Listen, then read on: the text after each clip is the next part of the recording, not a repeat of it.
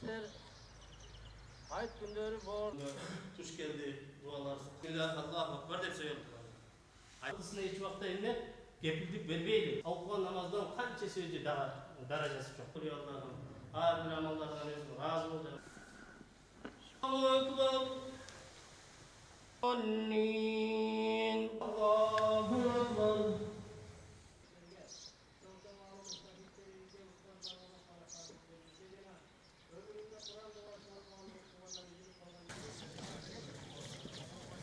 Bal derse cevaptır.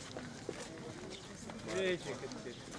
Hadi mübarek olsun.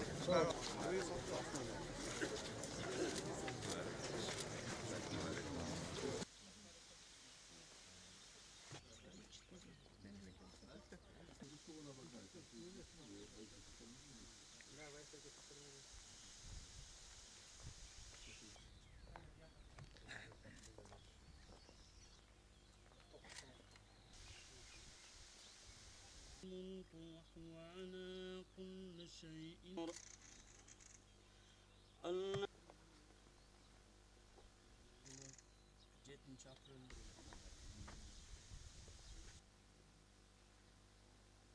صبيحا وجعلناها ولوالدي وللمؤمنين يوم يقوم الحساب برحمة.